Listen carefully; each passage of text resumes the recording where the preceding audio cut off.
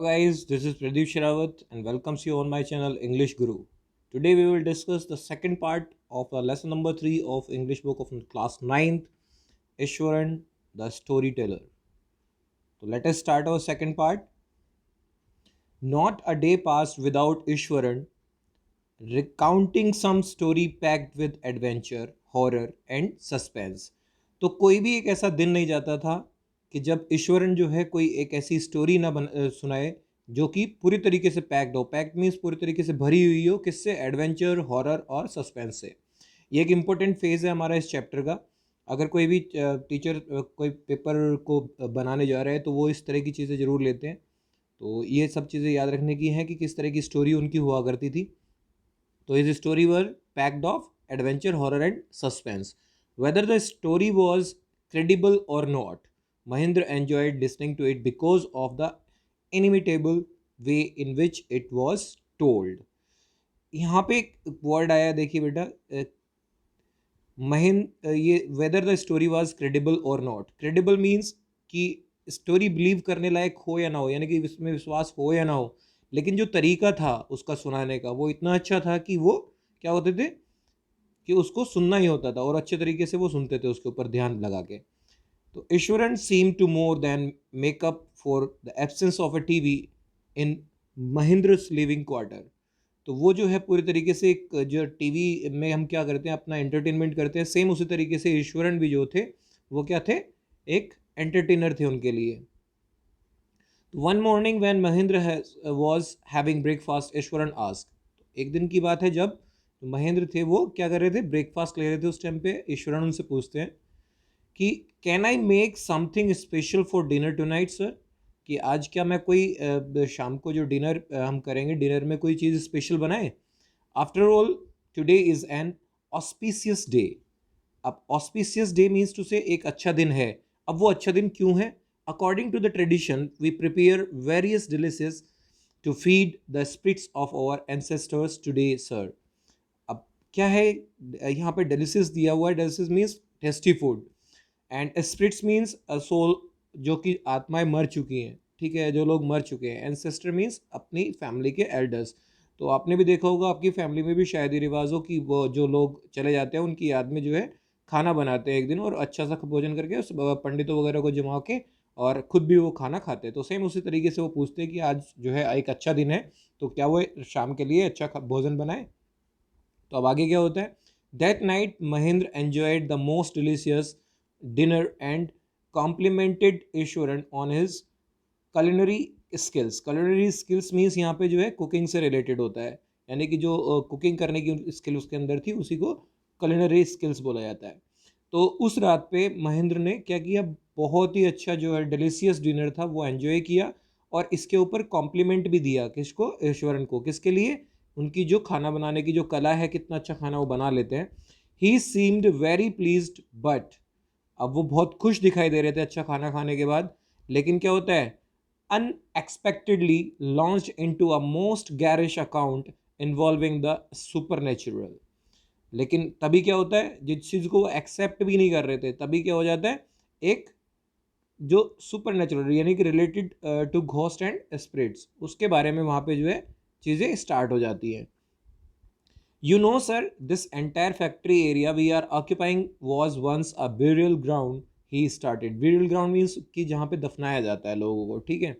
तो वो कहते हैं कि जो ये फैक्ट्री एरिया है, ये पूरा का पूरा एक टाइम पे क्या हुआ करता था, ब्यूरियल ग्राउंड हुआ करता था। यहाँ पे दफनाया जाता था, मुर्दा घर हुआ करता था ये एक तरीके से। Mahendra was jerked out of the pleasant reverie he had drifted into after the satisfying meal। अब ये जो जितना भी वो उन्होंने किया था कि भाई खाना खाने के बाद बहुत अच्छा महसूस कर रहे थे, वो सब जो है क्या हो जाता है, खराब हो जाता है। I knew on the first day itself when I saw a human school lying on the path. तो ये ईश्वरन कहते हैं कि मैं तो पहले दिन से इस चीज़ को जानता हूँ। क्यों? क्योंकि मैंने जब मैं रास्ते में से आ रहा था तो मैंने वहाँ पे एक ह्यूमन स्कल देखा था। देखिए यहाँ पे अब पिक्चर के अंदर भी आपको दिखाई दे रहा होगा, इसके पैरों के पास में। Even no I came across a number of skulls and bones, Ishwaran continued. और वो कहते हैं कि मैं अभी भी जो है नंबर ऑफ बोन्स और स्कल्स, जो मतलब खूब सारी हड्डियां और स्कल्स वहाँ पे पड़े हुए हैं, उनके उससे गुजर के होते हैं। रेवरी देखिए वर्ड आया यहाँ पे इसका मतलब होता है state of being pleasantly lost in one thought, a day dream, यानी कि किसी चीज में खोए हुए होना। ठीक है। He went on to narrate how he sometimes saw ghosts at night. I am not easily frightened by these things, sir. I am a brave fellow. अब यहाँ पे वो इस चीज़ को जारी रखता है कि how he sometimes saw ghost at night, कि किस तरीके से वो ईश्वरन रात को कभी कभी भूत को देखा किया करता था। तो I am not easily frightened by these things sir. अब वो आगे इसी चीज़ को जारी रखते हुए बोलता है ईश्वरन कि मैं इन चीज़ों से डरता नहीं हूँ इतनी आराम से। I am a brave fellow, क्योंकि मैं तो बहुत बहादुर हूँ। But one horrible ghost of women, लेकिन यहाँ पे एक बात हो रही है किसके बारे में, एक हॉरेबल घोस्ट ऑफ वुमेन, यानी कि भूत है जो औरत के रूप में है, विच अपीयर्स ऑफ एंड ऑन, जो दिखाई देता रहता है उसको, at night during the full moon. और कब दिखाई देता है, जब वो जो रात होती है पूर्णमासी की, यानी कि पूर्ण चंद्रमा जिस दिन चमकता है। It is an ugly creature, वो एक भद्दा सा जो है प्राणी है, with matted hair and a shrivelled face, जिसके बहुत बेकार उलझे उलझे से बाल हैं। ठीक है। एंड अ श्रिवल्ड फेस, जिसका जो है बहुत सारा रिंकल्स फेस है, बिल्कुल बुझा हुआ सा, like a skeleton holding a foetus in its arm. Foetus होता है जो अनबॉर्न बेबी होता है। ठीक है। तो वो उस अपने जो आर्म्स हैं उनके अंदर क्या लिए हुए, एक अनबॉर्न बेबी को, यानी कि जो बच्चा पैदा नहीं हुआ उसका फर्टिस को वो लिए हुए है। तो Mahendra shivered at the descriptions and the interrupted rather sharply. तो ये जो डिस्क्रिप्शन चल ही रहा था, इससे महेंद्र बहुत ज़्यादा डर जाता है, काँप जाता है, और वो तुरंत जो है उसको रोकता है। क्या कहता है, यू आर क्रेजी ईश्वरन। तो वो कहता है कि भाई तुम पागल तो नहीं हो गए हो, there are no such things as ghost और स्पिरिट्स। ये आत्माओं जैसी कोई चीज़ें नहीं होती और ना ही कोई भूत होता है। It is all a figment of your imagination. Figment होता है प्रोडक्शन, यानी कि सोच। ठीक है, ये तुम्हारी केवल सोच है। Get your digestive system examine. उसने तभी उसको बोला कि तुम्हें अपना डाइजेस्टिव सिस्टम शायद चेक कराना चाहिए, and maybe your head as well, या शायद तुम्हारे जो दिमाग है उसको भी चेक कराने की ज़रूरत है। यू आर टॉकिंग नॉनसेंस, तुम बेवकूफ़ी की बातें कर रहे हो। तो इस तरीके से वो जब डर जाता है महेंद्र, तो उसको डांटते हुए इन सारी बातों को बोलता है। नेक्स्ट देखिए क्या होता है। He left the room and retired for the night expecting student to sulk for a couple of days. Sulk यहाँ पे मीनिंग होता है साइलेंट, यानी कि चुप रहेगा अब वो। तो यहाँ पे वो कहते हैं कि मैंने एक्सेप्ट किया था कि भाई अब जो है जब वो चले गए अपने रूम में और उन्होंने एक्सेप्ट किया कि स्टूडेंट जो है अब कुछ दिन तक के लिए एक दो दिन चुप रहेगा, लेकिन क्या हुआ, उसका उल्टा ही होता है सुबह। But the next morning he was surprised to find the cook as cheerful and talkative as ever. तो ये दो उसके कैरेक्टर स्केच हैं यहाँ पे, चीयरफुल एंड टॉकेटिव। तो Iswaran was very talkative and cheerful also. तो यहाँ पे वो बताते हैं कि अगली सुबह जब वो उठ के देखते हैं तो वो जो कुक था ईश्वरन, वो बिल्कुल सेम ऐसे ही खुश और खुशमिजाज और टॉकेटिव था, हमेशा की तरह ही। From that day on Mahendra for all his brave talk went to bed with certain unease. तो अब यहाँ पे क्या कहते हैं, ये जब इसके बाद जब ये बात हुई उसके बाद तो बहुत बार जब वो बेड पे जाते थे तो हमेशा ही वो असहज महसूस करते थे। Every night he peered into the darkness outside through the window next to his bed, trying to make sure that there was no movement of dark shapes in vicinity. vicinity बेटा समझ लेते हैं, vicinity का मतलब होता है near by area, यानी कि आपके आसपास का एरिया।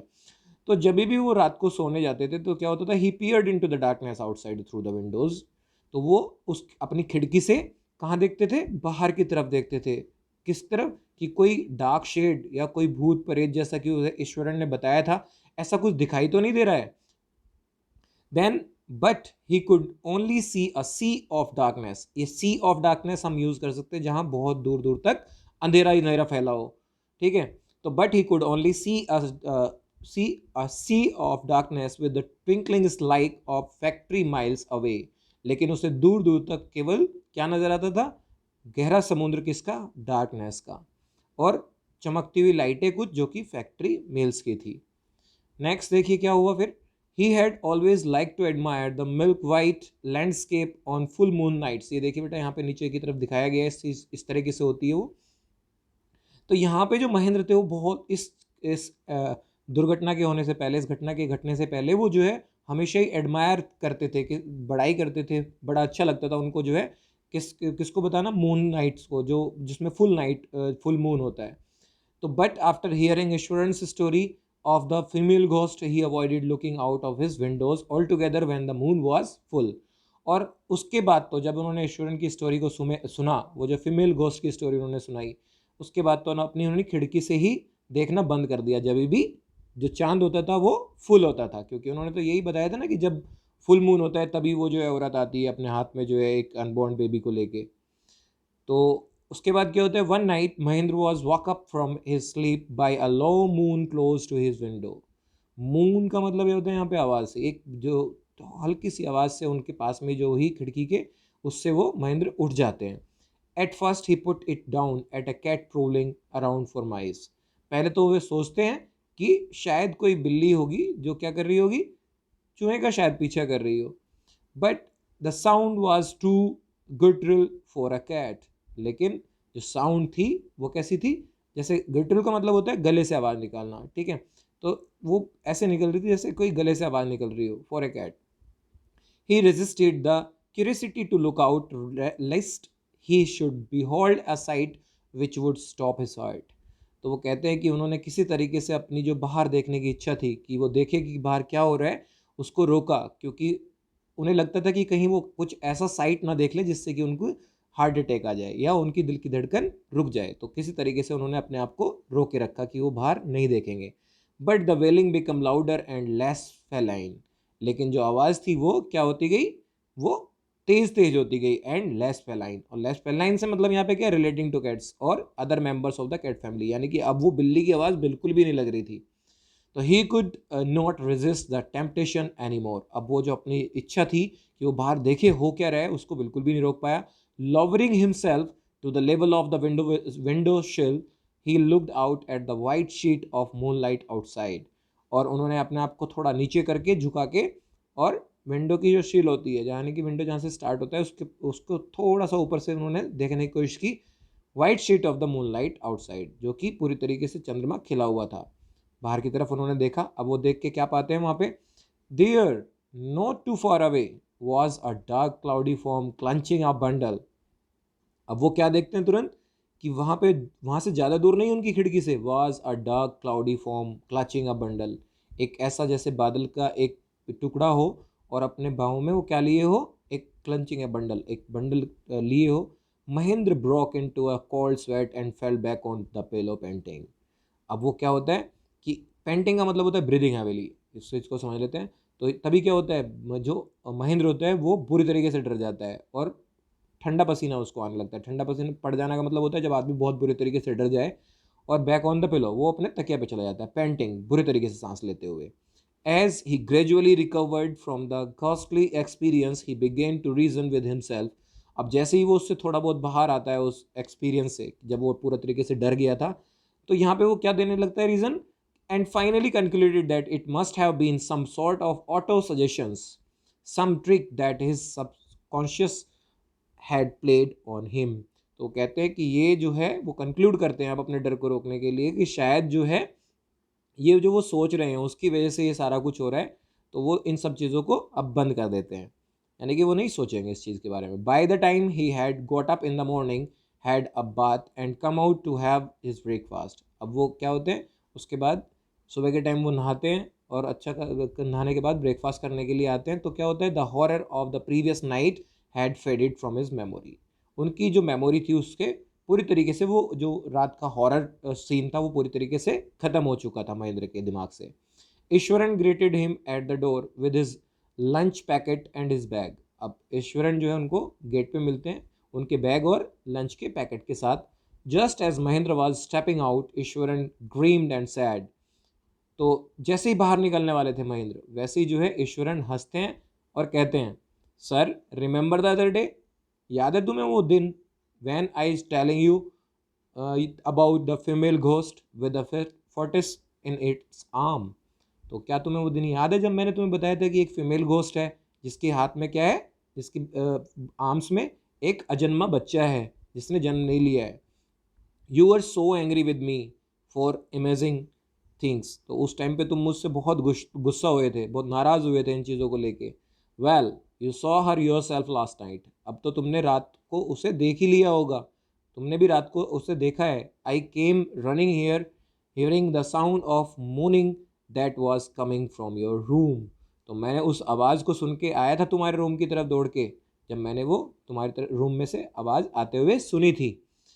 तो a chill went down Mahendra spine, spine मतलब होता है बैकबोन, तो तभी जब उसने ये बात सारी कही तो फिर से जो डर था उनके क्या हो गया, जहन में आ जाता है और वो बैकबोन तक कांप जाते हैं। He didn't wait for Eswaran to complete his sentence, और इवन उन्होंने वेट भी नहीं किया कि ईश्वरन अपना सेंटेंस भी कंप्लीट करे, अपना बात को कंप्लीट करे।